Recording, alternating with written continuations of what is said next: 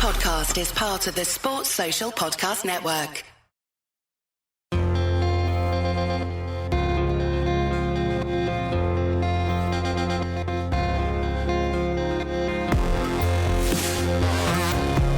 Hello and welcome to Humans of Speedway. I'm Ian Brannan and my guest in this episode is another of British Speedway's rising stars, who's worked his way through the Young Lions setup and now making his way through the professional leagues. He is Jordan Jenkins, who proves that even though he's part of the next generation, the good old traditional rock-hard Speedway rider is very much alive and well. After a couple of days I sort of had other ideas and the swelling had gone down inside the cast, and I was waiting for fracture clinic and I could get a bit of movement, and got on the phone to Grandad and I said, "Grandad, what are you doing Friday?" "Why, do you want to go and watch at Redcar?" I said, "I ain't watching, I fancy a ride." He said, "You ain't riding." And ride he did, with a broken wrist in the Under-21 final at Redcar. We'll hear all about that and all about his early years in Speedway, and also his plans for racing in Poland in the Ekstraliga Under-24 League, which is going to be getting underway very soon, where he's racing for Czestochowa, and how that's going to fit in with his British plans. And before the end, he'll design his dream Speedway meeting as well, of course, as we always do. But it gives me great pleasure to welcome along to Humans of Speedway our guest from Redcar Bears and the Oxford Chargers in 2022, Jordan Jenkins. Thank you, Ian. Yeah, great to be here, and let's have a chat. Well, lots to get through, and you are another of the products of the GB Young Lions, and we'll talk all about your rise through the sport and how you found your way into it in just a sec. But we'll start with the present first, because it was announced at the end of last season that you'd been signed as an asset to Redcar Speedway. So you're fully owned by Redcar, and you're one of the first riders to be announced by the Bears for the 2022 season, which must be a huge boost for you to be signed up so soon. Yes, I couldn't have asked for a better move, to be honest with you. It's something that I was thinking about even from the beginning of 2020. So obviously I moved to Redcar, and obviously the lockdown didn't help, but I just felt at home straight away, from all the social events and the people up there. It's just, it's such a friendly atmosphere, and they were more interested in my progression rather than their success, which I think is a big thing for a young rider. Definitely this year, I probably outweighed my expectations with Redcar, and I think they sort of saw that too, and saw the sort of progression that I made.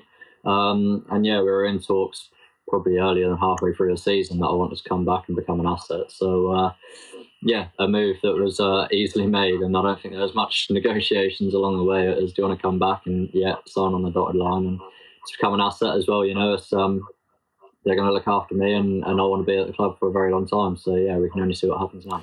And it sort of feels this year with Redcar that they're getting their team that they hoped they would have had last year in many ways, with Casper Anderson and Eric Riss being involved, all riders that were sort of in a bit of limbo last year, not knowing what was going to be happening. But it seems like they've got the band back together in some respects. Yeah, I completely agree, and I think the team that they put together is quite a strong one, to be honest with you, and a lot of experience and a lot of fast starters, and obviously having Louis, Eric and Charles, they've won the meeting for you. So, hopefully they can all score well every meeting. And you all know what Casper can do on Redcar anyway. He showed that when he came with Eric. So he'll chip away and add big points, I'm sure. And, Royno just gives 110% wherever he goes. And he's been unlucky with all his injuries. So that's all the experiences. And obviously me and Jason at reserve, I'm super excited about that. Obviously I had a year with him at Mildenhall just gone. And me and Jason ride real well together. We know where we're going to be and look after each other when we're riding, sort of thing. So I'm really excited about this year coming up. And I think they have got a real solid team together. And a great place to be racing week in, week out as well, because the Redcar track probably doesn't get the credit it deserves because it's a little bit under the radar being in the championship. But those who know that Redcar's a fantastic racing circuit. Adam Ellis mentioned in the episode not long ago about how it was his favourite track in the world. And for you to have it as your home circuit must be a real bonus. Yeah, 100%. I think to be able to have the confidence to go week in, week out, knowing that you're going to be on a perfect racing surface. If it's not, they will correct it as soon as they can, So gives you the confidence that you want to travel up there and you want to give it 110%. You go into some of these tracks in the UK, I'm not mentioning any names, but turn up and it's just like you're ready to get in the van and go home again, sort of thing. So it's never a nice attitude to have, but no speedway rider wants to go out there and get injured. It's sort of learned that in the last year. It is my living. It is what I want to do, and I don't want to spend 6 months on the sideline during the season and then have an extra 4 months off in the off season waiting for the season to come around again. I want to be able to race my bike 110% every day of the week if I can. So when you've got good tracks and good people around you, it makes that life a whole lot easier. We'll talk more about your plans for this season ahead as we go, because you've got international plans in the equation this year as well. But just to take us back to the very start, where did your connection with Speedway begin? How did you get introduced to it?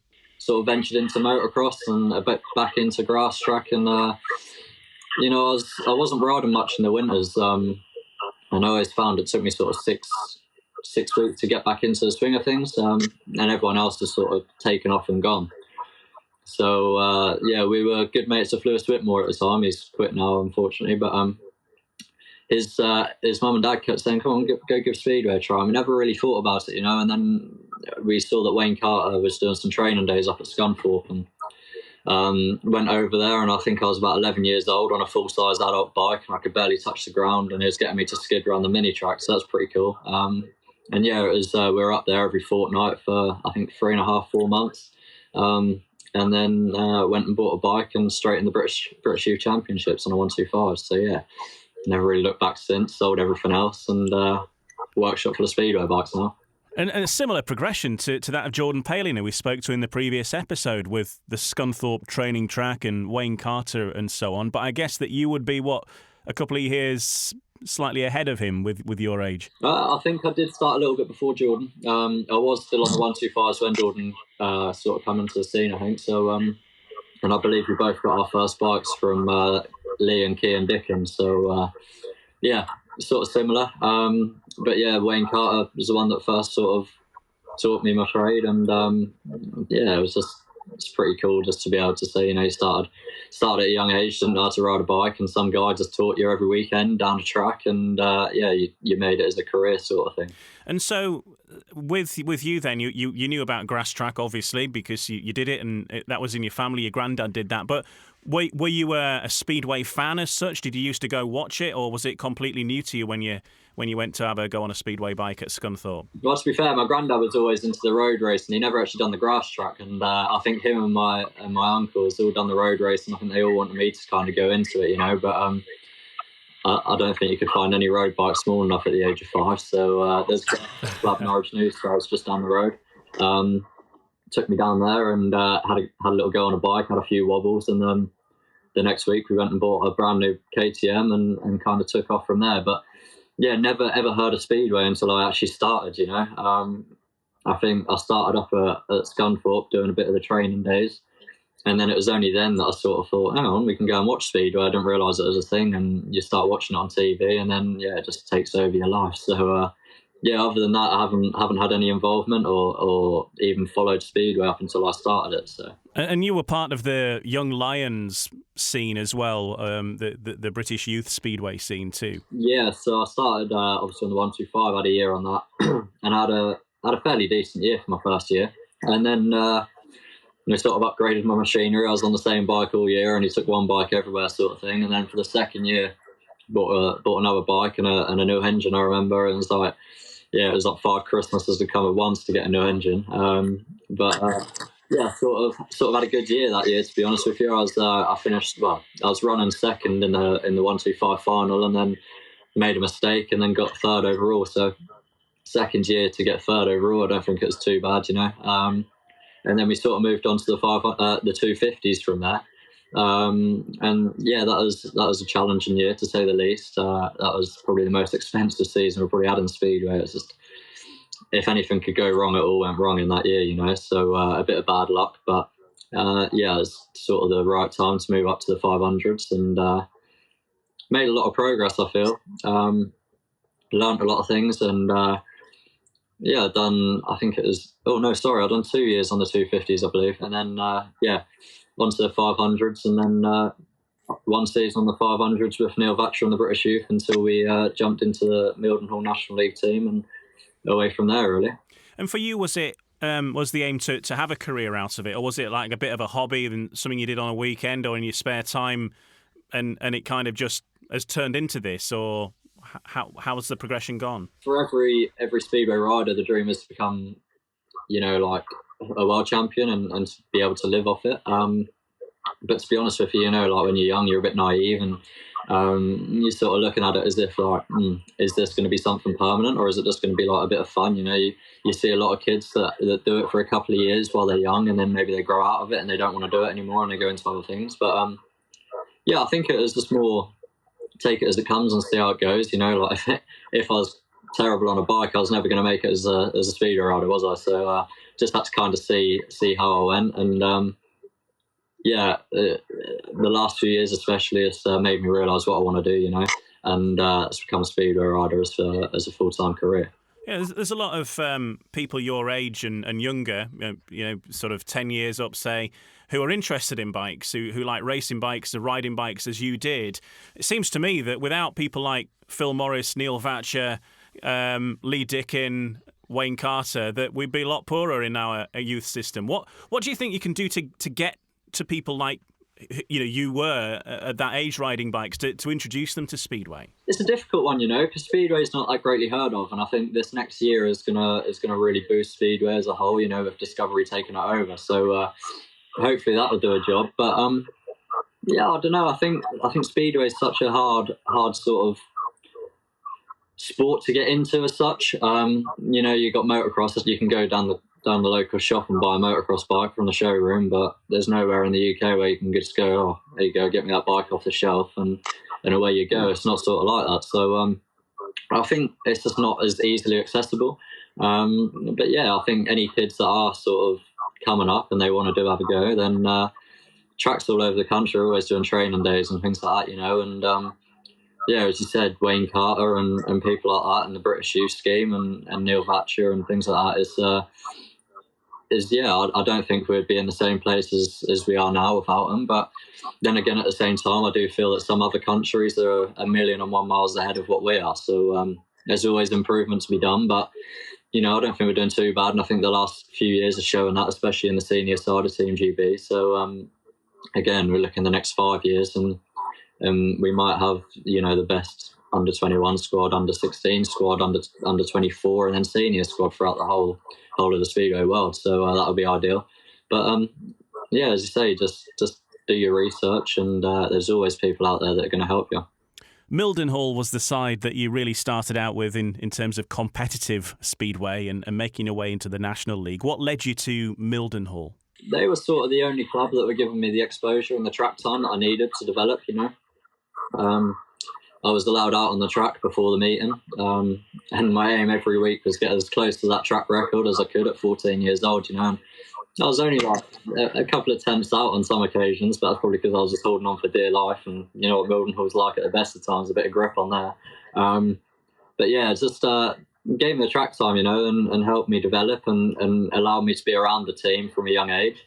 Gave me the time of day, and just, yeah, as you say, like, there's no other club that done that for me at the time. So obviously riding at Mildenhall every week, and then coming up to turn 15, had a good year in the British Youth, and jumped straight in. And I think I was 15 and 5 days before I made my National League debut, so I didn't have to wait long. And yeah, had a good meeting against Kent, I believe it was, and got paid 9. And some names that are now well known in Speedway were starting out at the same time as you, really, in the Mildenhall side. People like Ryan Kinsley, people like Drew Kemp, and that was obviously those that were making their way into the sport just as you were as a youngster, but supported with some quite experienced names in that Mildenhall side through the years as well. Yeah, so I think my first year we had obviously John Armstrong, Dan Halsey, Connor Mountain, Connor Coles, Luke Roddick, Sam Woods. That year was I've done an awful lot of learning. You just got to listen to the names. I know a few of them aren't riding now, but the amount of experience that they had when I was just a young 15-year-old, who they probably thought they could bully in the change rooms, just take a mick out of, and a lot like a young labourer or an apprentice or something. But the whole season I was just soaking it up like a sponge. And I think I had a really good year. And as you say, the next year, we had riders like Drew Kemp, Ryan Kingsley, and then we had the other type of riders. We had Danny Ayres and Josh Bailey, and we all thrived off each other in that year. We all wanted the same thing, and I don't know if that was good on some occasions because there was probably a bit of controversy. But we love it, and I don't know. That was a good year. But yeah, as you say, riding with other riders that are working their way up through the ranks like me is. I think it's only good because you can compete against each other as well as race against another team. You're always going to push each other on, and whoever comes out on top comes out on top. It wasn't until I was sort of looking into you a little bit and doing a bit of research ahead of our chat that I realised that you were part of the Mildenhall team that featured in what was, I think, one of the worst crashes, certainly that I've ever seen and probably will ever see in Speedway, with Mitchell Davey, where he received some very severe injuries. And in fact, one of the previous episodes of Humans of Speedway, if you look back, we speak with Mitchell about that very episode because it's an episode to support the Speedway Ben Fund, actually. And Mitchell talks about his crash and everything that happened after that. But you were in that team. That must have been a lot to take for you as a youngster, because I've been watching Speedway all my life, 35, 40 years or so, and I've never seen anything quite as bad as that. And so for you to be part of that team, you could see it had visibly shaken all of the riders that were affected.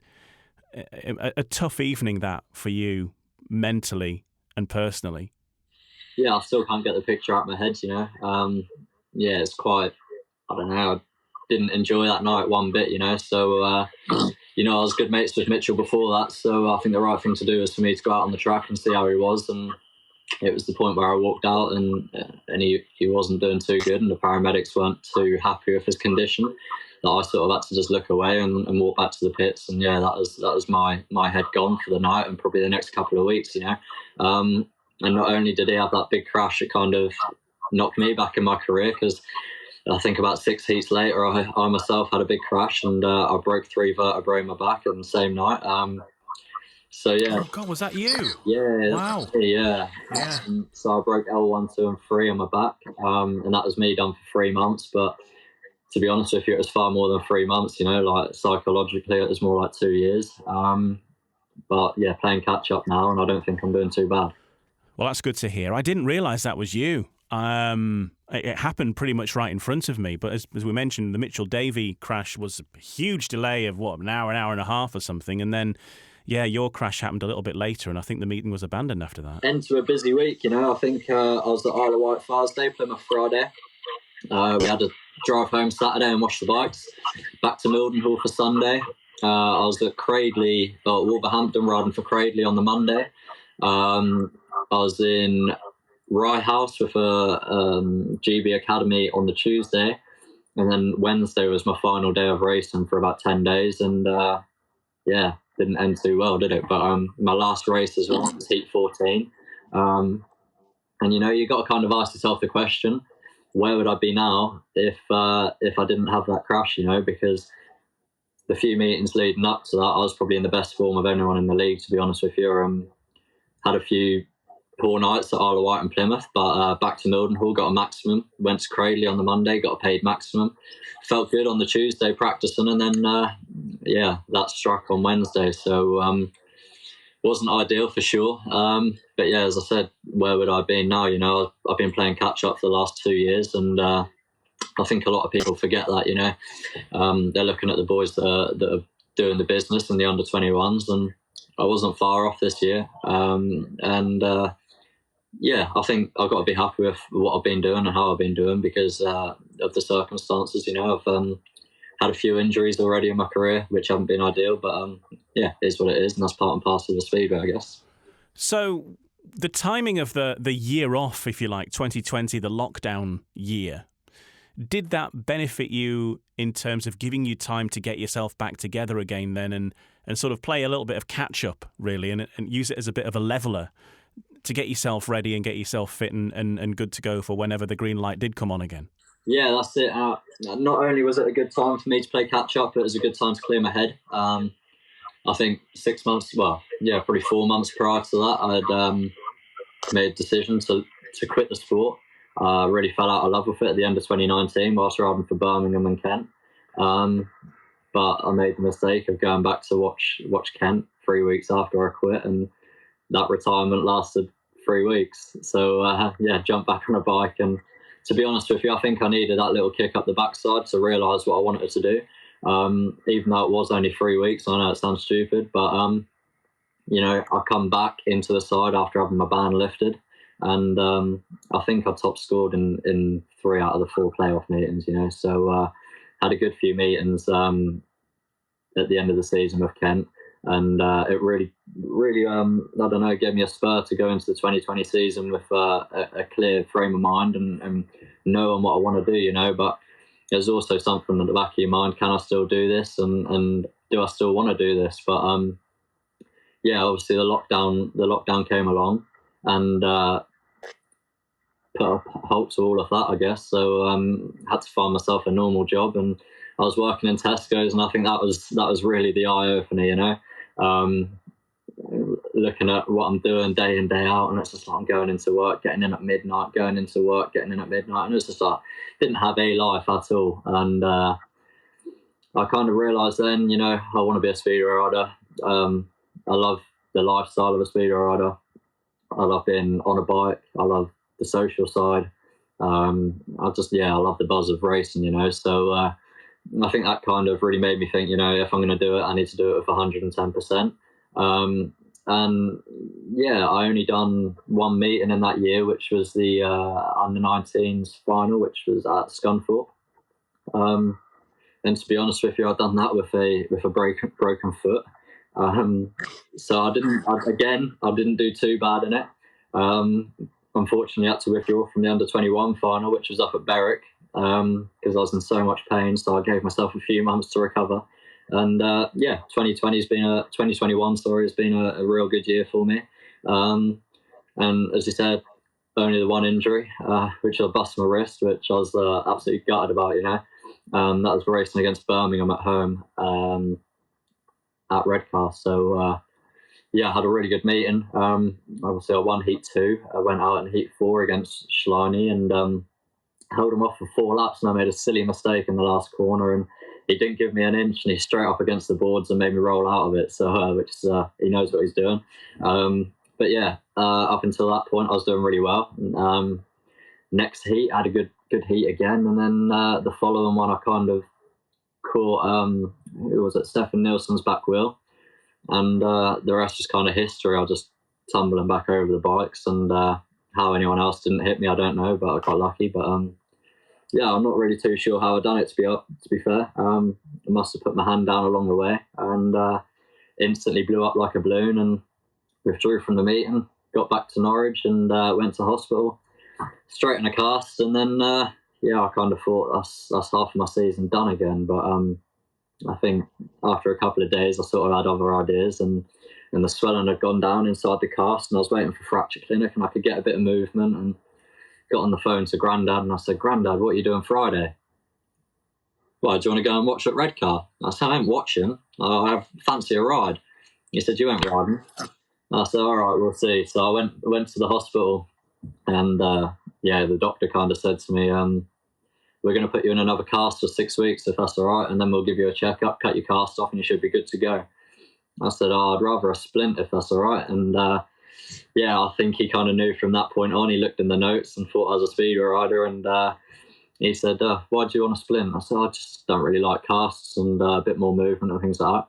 He went, "Well, I can't tell you not to ride, but I strongly advise you not to." I said, "All right, I'll keep the splint on for 6 weeks," and walked out of there on the Tuesday, walked into the laser surgery on the Wednesday, and back on the bike on the Friday, and yeah, I think I won 4 out of my 5 qualifying rides, finished 3rd overall, and then sort of had a bit of a disastrous time between my last heat and the semi, and trying to change a tyre with a broken wrist, puncturing an inner tube, which wasn't ideal, sticking an old tyre back in that was completely worn, being last to the tapes with about 2 seconds to go, and then dropping the clutch and just missing the start. Kind of my night over, but I just had to take the positives from that night, and to win 4 out of 5 rides with a broken wrist and qualify 3rd overall. Never mind the result of the semi, but pulled my head high, and I know I can still mix it at that stage even with a broken wrist. So. Yeah, well, Speedway, as we know, is a sport for the brave, and we certainly see that in extremes compared to many sports. We've seen it over decades now of Speedway riders just carrying on, be that Eric Bucock or whether that be Kenny Carter or Ty Woofenden, battling on and pain is no barrier. Different breed for sure, Yeah, I don't know, but got to be done when you want to do something that badly, and for it to be at my home track, and obviously for me to have won the semi-final a few months earlier, it was an opportunity not to miss, and obviously in front of my home fans, and I was the only Redcar representative in there at the time, so yeah, why not give it a crack? It was a good meeting, that. It was a really good meeting, and I think, as you say, people were surprised as to how well you did, considering the injury, and the fact that you were even on the bike was a big enough surprise, let alone putting away, 11 points or whatever it was on the night. Yeah, it was a good night. I can't complain at all, so we won't be doing it again in a hurry because, oh God, I was in so much pain. And, when you commit to doing one meet and then your other club has got a meeting 2 days after, you can't really pull out of that, and obviously went back to Mildenhall against Kent and washing the bike on the Tuesday. I think I was changing an engine, so you're lifting the bike for broken wrist and loading up the van. You get to Mildenhall and everyone's like, oh, you've done all right in that meet and you're going to do all right against today, aren't you? And I'm sitting there in agony with a bag of ice and 2 cans of freezer spray on it and get your wrist breaker on, and you kind of have to forget about it when you get to the tapes, and yeah, I've still done all right in that meet, and I think I got about 13 points, dropped a couple of points, which wasn't too bad, so all for broken wrist, and then I think I had to take a couple of weeks break after that because I was in agony, let it heal a bit and then we'll go back to it. Yeah, and in that under-21 meeting, though, it was very much the riders that you've been coming through with. And as you say, you've had that setback. But, Drew Kemp finished second, didn't he? And Tom Brennan won it. Leon Flint. All these riders were, are of your same generation. As you're saying, that it must be a good marker for you to, when you said that you felt that you would sort of slip back a little bit in your progression, but to be not far away with a broken wrist must have been a bit of a mental boost for you in a way, though. Yeah, for sure. And I think not only was that a mental boost, the whole 2021 season was a mental boost. Obviously stepping up to the championship, you're not just racing against people your age or with less ability. You're going into a league where they're there for a reason. And you got some of the Britain's best riders and even some European best riders, with Hans Andersen and Nick Morris and Ryan Douglas, riders like that. You're going head to head with them, and on a couple of occasions I come out on top. So, having the odd heat like that is only going to boost my confidence anyway. So, can't complain with the whole season, and I'm in a lot better place now than I was, say, 2 years ago. So. And if you look back on 2021's season, as you mentioned, you learnt a lot and you achieved a lot, what would be the race that immediately comes to mind that you're sort of most proud of, your race of the season, if you like? I beat Hans Andersen at Redcar when we were against Leicester, and if I didn't win that heat, then we wouldn't have even got the draw at the meeting. And I think to do that in front of the home fans after having a terrible night, I had so many problems with my original bike. Tried a few things, and after that jumped onto my spare bike and I was off gate 4, and I think I had Jake Allen, Hans Andersen, and I can't remember, Zane Kennedy maybe. I kind of looked across and I thought, I'm going to have to make a bloody good gate here to have any chance, and straight in the dirt, and the bike was working magic, and got over Hans Andersen and done the business. And I think just hearing the roar of the fans through my helmet, which is something I probably haven't heard before, and and then the whole team is getting around me and bigging me up. I think that was probably a race to remember, to be honest with you. And I think also the meeting that I had at Berwick, I can probably single out one race because, to be honest with you, I can't remember what happened. I had a really good meeting, to be fair. I kind of never seen the track before. I think I got a third in Heat 2, and then turned my night around and ended up with 12+1 at the end of the night. So, on a track that I've never seen before. Racing against riders that I was, definitely something that I can look back and be proud of. And when you see at a stage in a meeting where everything hinges on this one heat, and you think that if you don't get anything from this, that the meeting's gone. And with the best will in the world, Hans Andersen versus one of Redcar's reserves, there won't be many people backing you with the best will in the world, but the place went absolutely nuts when you won that. Yeah, that's it. And I think when you do have a reception like that, it makes you hungrier to do it again and again, compared to being an empty stadium, and you just got yourself to cheer you on. So, it was a good memory for sure, and I'll probably remember that for a few months as yet. Yeah, I'll say. And a few more performances like that, you'll be a folk hero on Teesside, that's for certain. Tell us about the Redcar track. Because Redcar are in the Championship, therefore they're not on the TV and all that kind of coverage, so it doesn't get the mass focus. But those who have been and those who know that Redcar is a terrific track. It's not the biggest circuit. It's not as big as the National Speedway Stadium, but it's as well prepared and delivers racing that's certainly on a par with what you get at places like Bellevue or other tracks around the world, Wrocław, Torun. You get that overtaking. There's always a chance in every heat. You never know what's going to happen. And we saw Chris Harris pull off some fantastic moves at the end of last season. We've seen some great overtakes there through every season, I think. But tell us what it's like as a rider to race at Redcar. I've never ridden a track like Redcar, so... as you say, it's not the biggest track in the country. It's quite a small track, but it's so wide and so open. I think there's so many lines coming into the corner. There's so many lines coming out of the corner. You can come inside to out, outside to in, just run the middle of the track, run the dirt line the whole way around. So you've always sort of got to have eyes in the back of your head. And if you're not feeling 100% quick, then, God, you've got to be defensive around there. So, I realised that a few times last year. I made a decent gate and... for one reason or another, something wasn't working right on the bike, and wherever I was going on the track, I was just feeling terrible, and you keep looking behind the gain on you, and it gets down to the last lap and they're ready to make a move. You just got to be clever with your lines coming into the corner, kind of stop their run and stop their momentum. But, I can't think of any other track like it, and not only the shape of it and all the racing lines, how wonderful it's prepared. You got Johnny Swales up there, 100% into it every week, and if you've got any worries before the meet, and it's done by the time you got changed, so you can never worry when you go up to Redcar. It was a great case in point as well. I think it was the Teesside Silver Helmet at the end of last season where Chris Harris went from third to first in not even half a lap and just really did his classic bomb move, and you can almost see it was leading up to it, but it was great to see it in action, and what a difference you can make in such a short space. I think with the racing, you just got to be 110% committed as well, I sort of realised that, and I think that became a point last year. I had a bit of a tough time for one reason or another, and I kind of sort of started riding lines that I'd never ridden before, and just opens your eyes to what you can actually do around there. So unlike some tracks where you just got to follow the leader, Redcar is very different from that. You could be first in the first lap and you could be at the back at the end of it, so bit frustrating sometimes, but it is what it is, and it's good racing for the fans. He who dares wins, isn't it?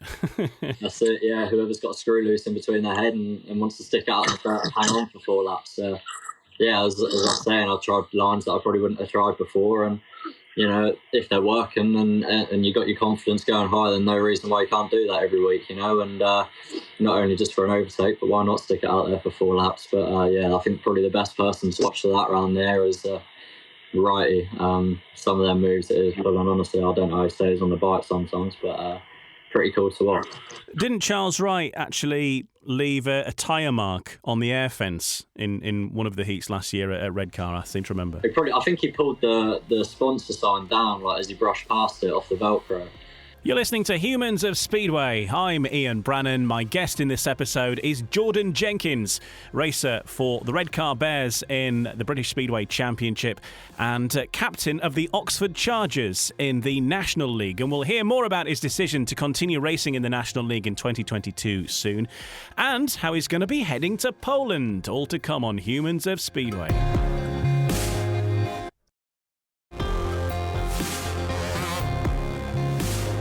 You're listening to Humans of Speedway, part of the Sports Social Podcast Network. I'm Ian Brannan. My guest in this episode is another of British Speedway's rising stars, Jordan Jenkins, who is racing for the Redcar Bears in British Speedway's Championship. He's the captain and the number one of the Oxford Chargers in British Speedway's National League. But you join us right now from your workshop, Jordan, and people who've looked at the videos of our chat will be able to see in the background you've got some bikes being built at the moment, and a couple of extra bikes to build for you this year because you're setting up a workshop in Poland because you're racing over there in the U24 Ekstraliga as well. Yeah, I don't know about having time off in the winter. I'm probably busier now than I am in the season. So, yeah, as you said, in the workshop, building some bikes now and pretty flat out at the minute, 3 bikes up on benches at the minute and a couple on the floor waiting to be built. So going to be a hectic year. But yeah, as you say, got a contract out in Poland, so over the moon for that, and just trying to make sure I'm ready, so make sure I've got the best equipment I can to go out there with, and I'm very thankful for some of the supporters and family that I got around me to be able to help me do this, and definitely I would not be able to do this on my own. So yeah, it's just incredible feeling. I think every speedway rider's dream is to be out in Poland racing your motorbike for a living. So to be able to do that at I wouldn't say such a young age. I am 20 now, and getting on a bit in the speedway world. So I'm there, and yeah, honestly, March can't come quick enough for me now. So get these bikes built, get on the track, and get this weather to warm up a bit because I keep getting white finger when I'm out here. So not a fan of it. Yeah, get this summer over and let's ride my speedway bike as many times a week as I can. So it's Czestochowa that you've put pen to paper with, and you've got your contract out there. And this is the Ekstraliga Under-24 league. The Polish leagues are very big on the Under-24s, and you're one of their international signings for that team. Yeah, so Czestochowa, I signed there on a 3-year deal in the Under-24. And the sort of deal with the club is riding the Ekstraliga Under-24 league, progress as much as I can, in them 3 years. And maybe after 2 years or even after the 3rd year, we'll sit down and look at where I got to. And, I've made some adjustments to the contract and I am able to be dropped into the Ekstraliga squad at short notice if necessary. But, I just got to go out there and do my best and improve as much as I can and learn off the best. And who knows where I'm going to be in 2 or 3 years' time, So if I'm already 1 foot in the door with the club, if I make a good impression and willing to learn and have good machinery and, 2-3 years' time, I could be in that Czestochowa Ekstraliga squad. Who knows as yet, but I think it's very exciting times. Yeah, definitely. And to have a 3-year deal, I mean, that's something that British Speedway doesn't really do, isn't it? Long-term deals. And I think that maybe that's something that riders would like to happen in future, to give you that stability of knowing where you're going to be.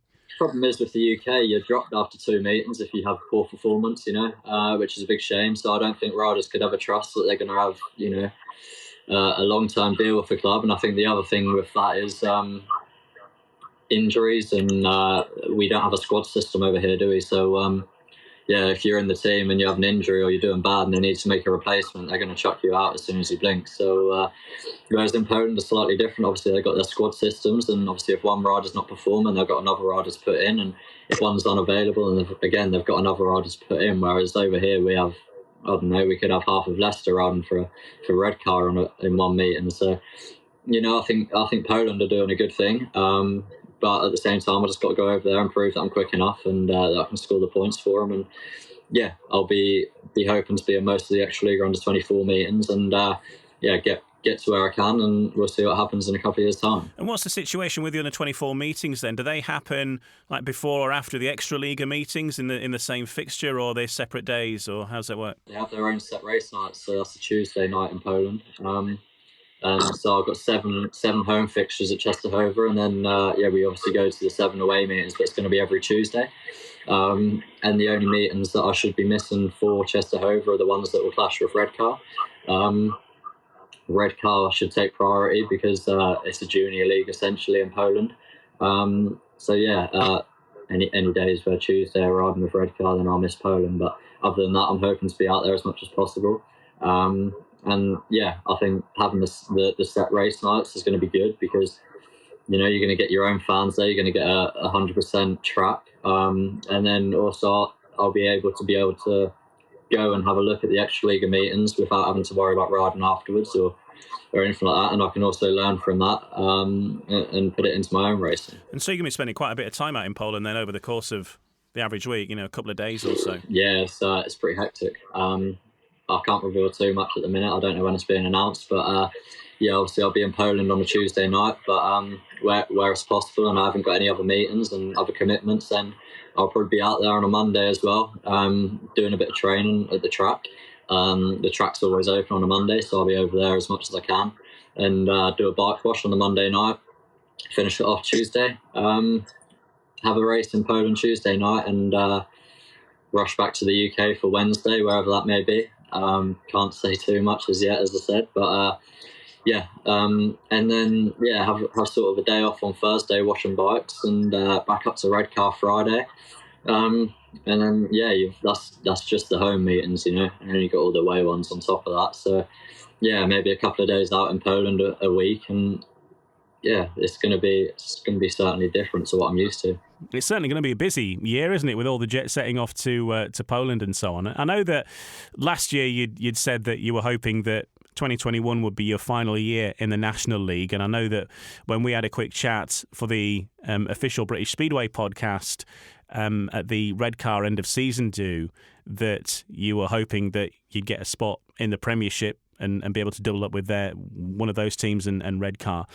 That hasn't worked out for you, and you are racing in the National League, but you're the captain of the Oxford Chargers, and you're going to be the number one for the Oxford Chargers in the National League as well, which is going to be great, I'm sure, to be at one of these new clubs on a new track back in British Speedway. But tell us about that decision then to go back on that thing about racing in the National League and take up that spot after all. Unfortunately, I haven't got a spot in the Premiership for one reason or another. It's just not worked out this year. But the way I look at it, if I don't accept a National League offer, then I'm out of about 20 odd meetings a year.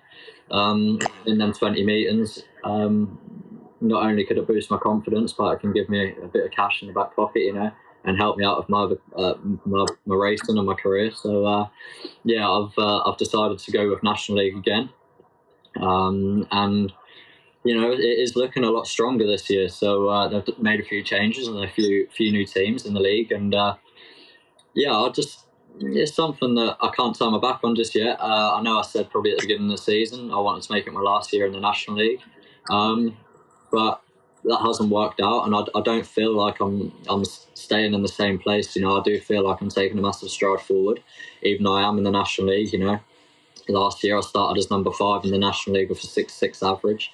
This year I'll be starting number 1 in the National League with a 9.58 or something like that. So, I've had a massive step forward, and not only am I just doing the National League and Redcar like I was last year, I've also got a massive step with Redcar with Czestochowa in Poland. So, if I can just make sure I'm in my own head that I'm stepping forward and not just stalling, I think years just go by too quickly, and I want to try and get as much progress in as I can. So I don't think that'll hold me back doing National League. I think if anything, it'll really push me forward, because maybe if I don't want to try something up at Redcar, then I can try something where I am in National League.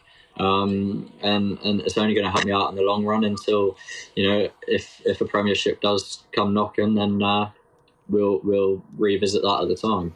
Yeah, it's going to be an interesting season as well in the National League, as you say, with new teams and you being the captain of one of them, of course, the Oxford Chargers. It's going to be interesting to see how both of Oxford's sides go, of course, but good luck with that. Now, looking back at 2021, you did go through a bit of a rough patch where, you know, your performances weren't as good as you'd have hoped, and sometimes, you know, as fans, we can sit on the sidelines and see a rider having a tough night, and it's easy to perhaps start grumbling and thinking the rider's not doing something right. But sometimes the problems are deeper than that, aren't they? And it's not your fault. You know, your engines are serviced by other people, and in your case, well, you can tell us the story, but in your case, you sent your engine off and it was serviced by someone else, and it didn't work out. But you had other stuff going on in your life as well, which people wouldn't know about, but Redcar stuck by you, and a legendary figure in British Speedway also came to help you out and give you that boost at the right moment as well, didn't he? And turned your season around. Yeah, as you said, made a change last year. Well, not so much a change.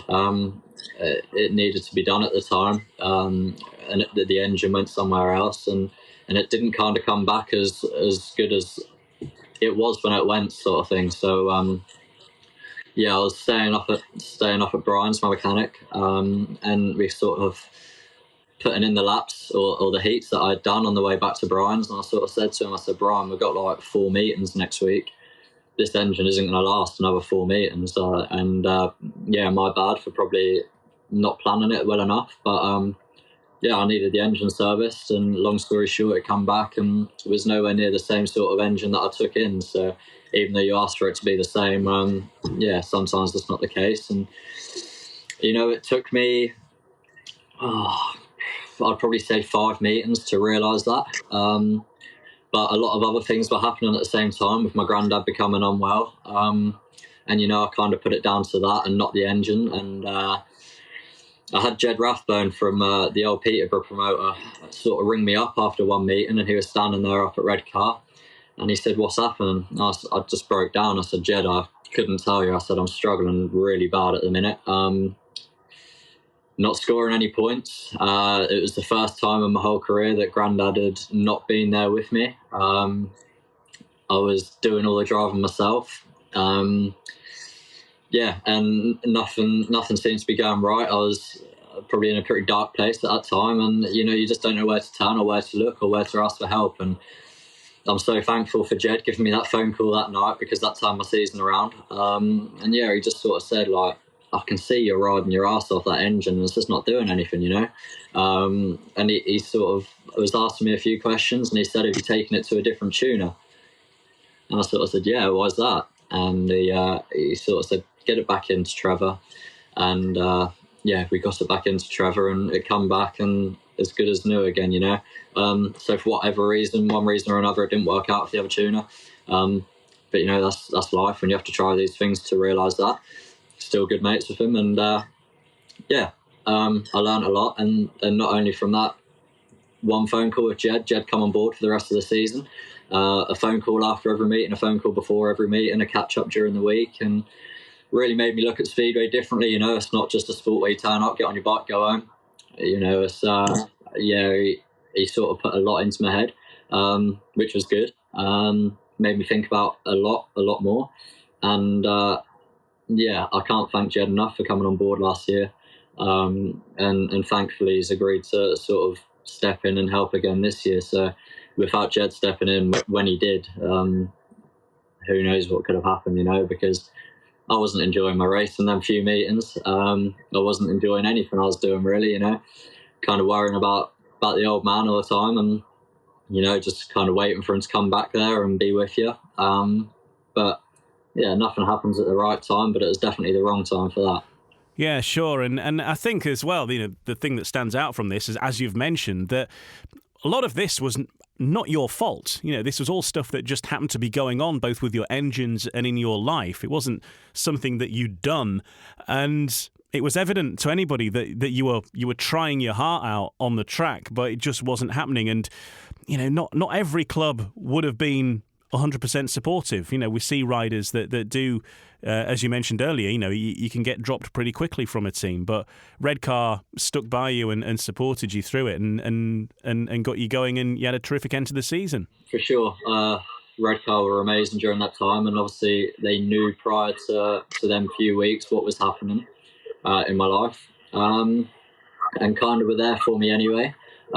So without making the excuses of the engine wasn't working properly, they sort of knew that my head wasn't going to be in the right place, and they stuck by me. And yeah, I'll probably let it drop a lot further than it should have done, but what else can you do when you're so used to scoring points and you're so used to enjoying your race? And then when it flicks like a switch and you're no longer enjoying them few meetings and you get back in the van and you're like, why am I doing this to myself, making myself feel like this? And then it's not ideal, and you do start to put pressure on yourself. Like, I don't turn up to any speedway meeting wanting to go out there and get a duck egg at the end of the night. So to do that a couple of times was a horrible feeling, and one I won't be planning to do anytime soon. No, absolutely not. And how have you found life in on Teesside then? And generally speaking, have you had the full delights of the Middlesbrough Parmo and the Grand Royal Tour of the nightlife? Oh, the Middlesbrough Parmo, no, and I don't think that will happen anytime soon. A few people are trying to convince me, but no, that's not happened. I'll stick to the Weatherspoons down Redcar seafront, and go down there every so often with Brian, or we'll go down to Gabrielle's dessert restaurant. So that's not too bad either. It's a second home, to be honest with you. Having Brian Turner and Bria and Freddie all back in me during the season. Giving me a place to stay and helping me with the driving and bike washing and mechanicking, and just doing general things that you would never have expected anyone to do for you. So really lucky, and for sure I feel at home there, not only with Brian and Bria and Freddie, but with Ben Duffield and Sam. I couldn't ask for any more, giving me the support and just being an arm to reach out to if I need to. So it's pretty good feeling when you can go up to somewhere and you've got a lot of support behind you. Yeah, absolutely. And it is, as we mentioned earlier, a big family club. It is like a big family. If you go there, everybody knows everybody and really gets on. And I know so many speedway clubs are like that. And, that's a fantastic thing about the sport, I think, in general. But a big change at Redcar this year in that Jitendra Duffel is no longer a promoter there, and he's handed his promoter's badge in, like the sheriff. But I know he's played a huge part in your career as well, hasn't he? And he's been a huge support to you personally. Yeah, Jitendra has been a massive part of my career already. Helped me out when, things were tough.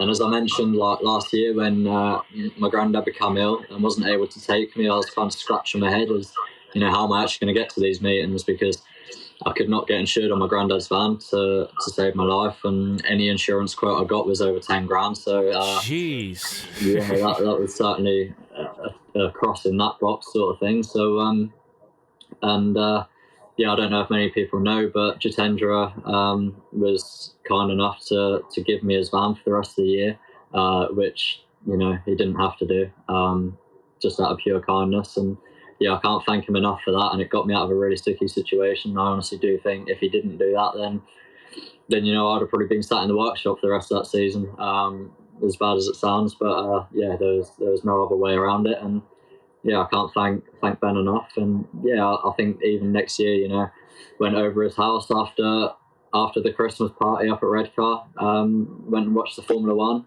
with Eric Grist and playing a bit of PlayStation, and it's just, I've had an offer just to go there whenever, and I think if I do need to just go up there and clear my head, then what better place? Ben's a great guy, and certainly one of the most friendliest people I've ever met. Yeah, absolutely, and I'm pretty sure that Jitendra Duffel will be a future guest on Humans of Speedway, all in good time, my friends. This is Humans of Speedway, and that was the voice of my guest in this episode, Jordan Jenkins, who's racing for the Redcar Bears in 2022 and the captain of the Oxford Chargers, their National League side. And next, he's going to design his dream speedway meeting. What would be his dream track, dream stadium? An all-time 1 to 7. Just a few of the questions being answered in the next part of Humans of Speedway.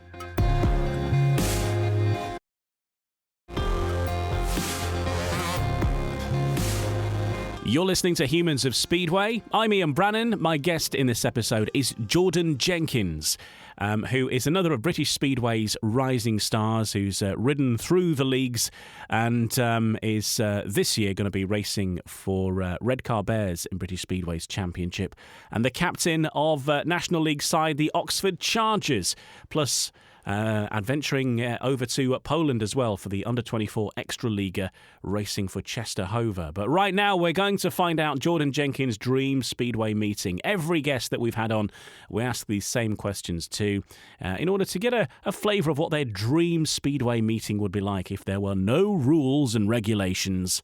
And far from it, we're giving you the chance to change the rules as well. So listen out for that. But first of all, Jordan, if we were having your dream meeting, which track would you race it on? Irrespective of all other facilities that any actual track may have, but which track would you choose purely to put your bike on and race? Ask me again after the season when I've toured Poland, but yeah, we'll say Redcar.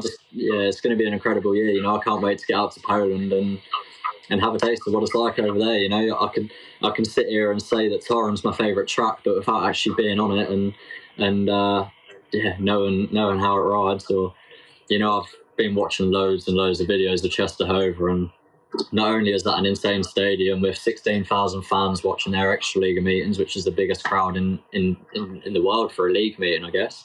But yeah, the track looks insane. So ask me again after the season, but we'll go with Redcar.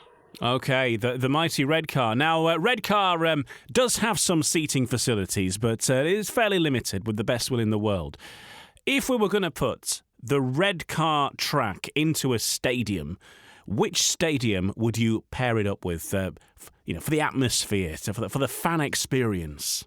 I'm going to go for football stadium. I think we're going to go with Tottenham Hotspur's new stadium. I've been watching a few documentaries on how that was built and things like that, you know. For having a multi-purpose stadium, then it would definitely be Tottenham. You know, they've got the football pitch, the NFL pitch underneath it, and why not add in a speedo track? I'm sure they can make it work. Hey, stranger things have happened. The guy who's in charge of the playing surfaces at Tottenham is a massive Speedway fan, I understand. And, hey, you know, it could well happen one day. That'd be absolutely amazing if it did, though, wouldn't it? Was it Kelvin Tatum went there and done a chat with him, yeah. Yeah, exactly. So, maybe one day.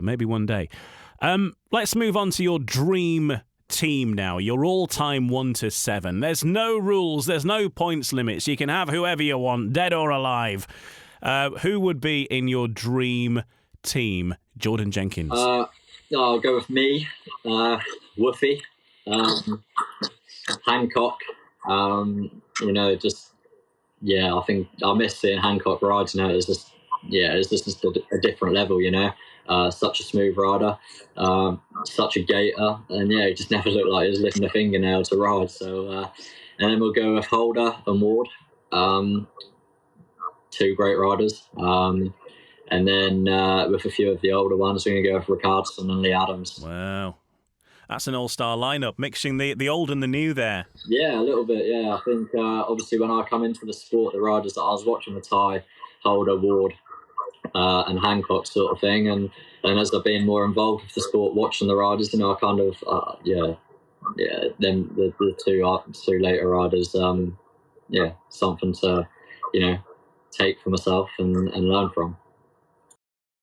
And now, of course, Ricardson in charge of, well, at least the face of the new era of the GPs. Exciting times, I guess, and yeah, as I said, this year with the Discovery Channel taking it over, it's going to be exciting, I think. Yeah, absolutely. Fingers crossed. Next up on your dream meeting, though, we need a referee to keep these all-stars in check. Is there a particular referee that you would go for? I know you're relatively early on in your career and you probably haven't experienced all of them in the world, but who would you go for? You get the ones that you don't want to referee your meetings. You know, you turn up, look in the program, and you're like, oh God. But there's probably a couple, you know. Controversy. We'll go with Barbara Halsey. Barbara's a wonderful lady, and we've had some good meetings. And I guess a new referee on the block, Cy Humphrey Kennett from Kent. You know, he was sort of in training when I was down at Kent, and you know, you don't really get many referees that will be friendly with you before the meeting, and you can have a good chat with them before and after the meeting, and have a good laugh. And you know, he's even got some of my stickers to put in his workshop. So we'll say. Okay, good stuff. And if you're going to change one of the rules of Speedway, and we gave you access to the rule book, and you can make some changes, which rule would you change about the sport to improve it? I think, as I mentioned earlier, you know, I think it's unfair how clubs are chopping and changing after like maybe 4 meetings of the season. What I'd probably like to see is a little bit more of a fair advantage, I guess. You know, you sign someone, then give them that chance, unless there's something stopping them for any reason, you know, injury or wanting to retire or things like that. And I think you should be in that team until at least August. You know, I don't think you should be able to make any changes. And then there should just be one transfer window if you want to make a swap. But then again, I don't think there should be any rider left out of a team that started the season. I think, you know, Justin Sedgman had that this year. Got dropped from Glasgow, like I think it was 4 hours before the cut-off date. And he had no clue, and he was stuck in the UK, you know.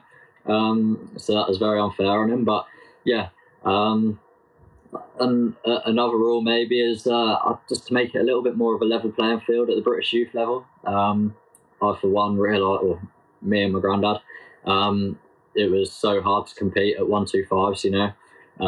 We didn't have the backing, we didn't have the money, so I had the same 125 engine for a couple of years, and that engine was about 4 years old before I had it. So you got some riders going out and running their engines on methanol and a 4-valve head, and I've just got a standard pit bike engine, you know.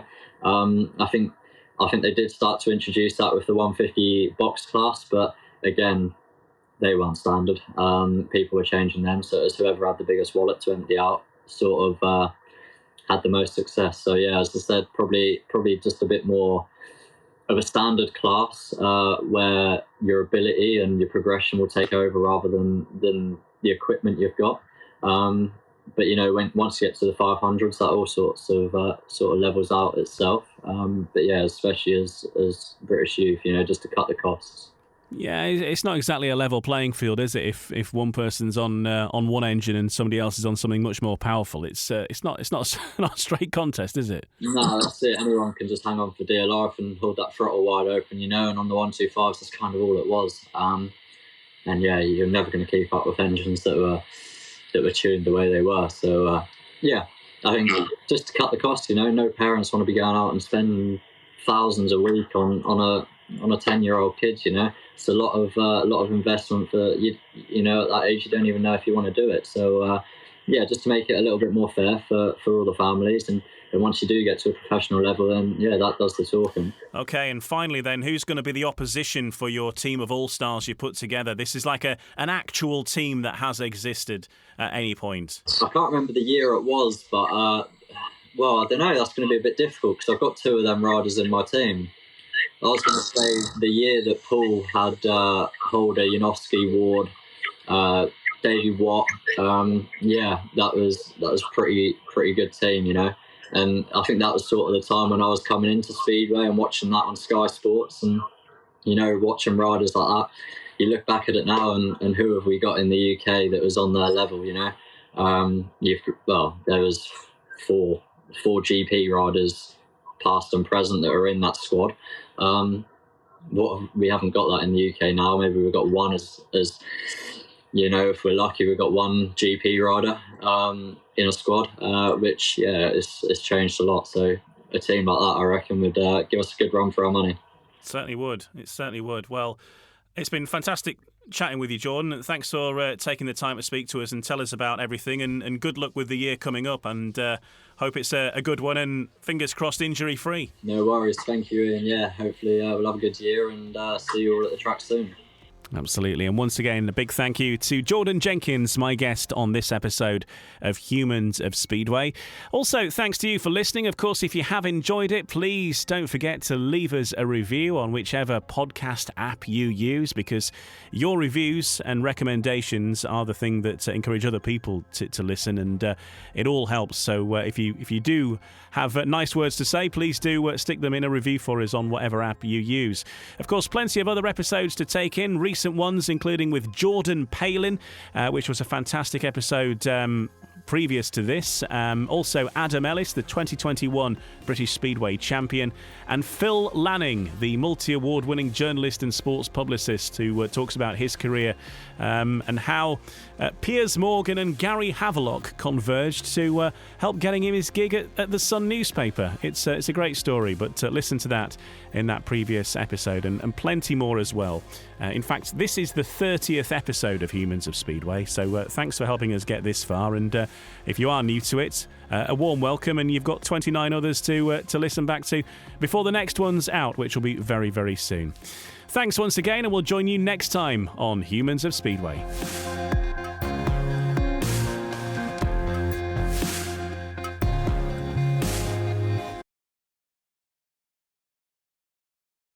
Sports Social Podcast Network.